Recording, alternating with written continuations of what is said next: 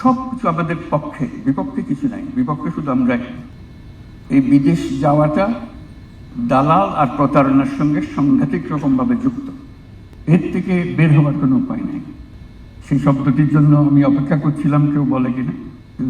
আক্তার সেটা উল্লেখ করলো, দালাল। এর থেকে বের হওয়ার কোনো উপায় নেই। একটা দালাল বেষ্টিত জগৎ।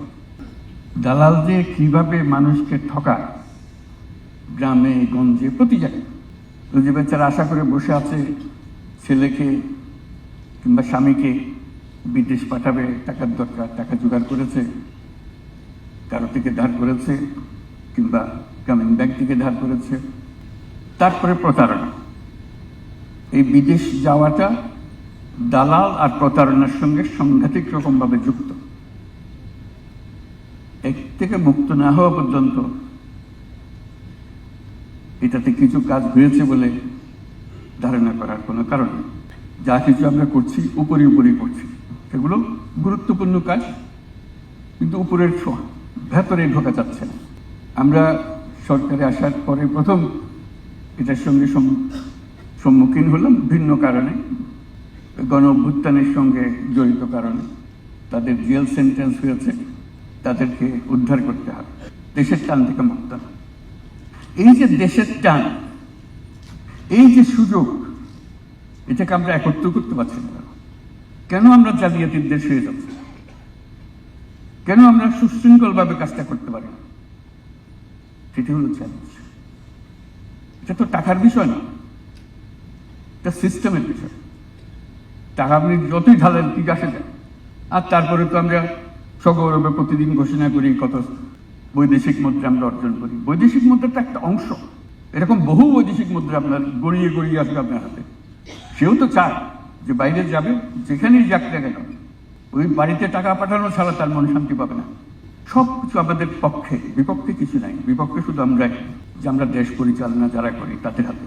কাজে আমাদেরকে এটার জন্য প্রস্তুত হতে হবে। এই সোনার খনি, তেলের খনি পেয়ে তারা বড় লোক হয়ে যায়।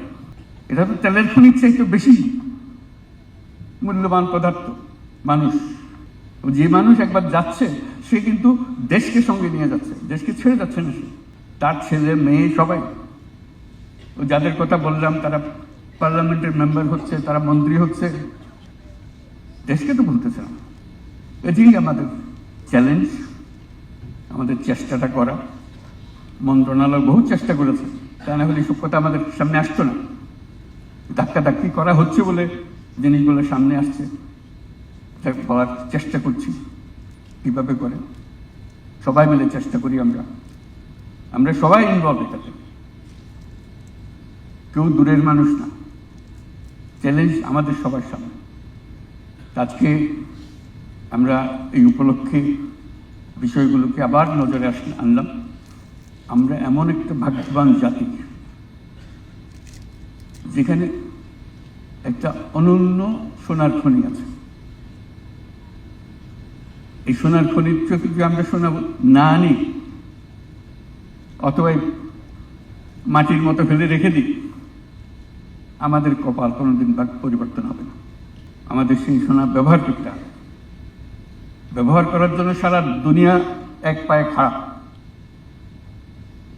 আমরা শুধু প্রতিবন্ধকতা সৃষ্টি করি। আশা করি আমরা সেই প্রতিবন্ধকতার থেকে মুক্তি পাব, আমরা সেই খনি ব্যবহার করতে পারব। আমাদের তরুণরা, তারা দুনিয়ার যে কোনো তরুণের চাইতে কোনো সে কম না, শুধু সুযোগটা তাদেরকে দেওয়া।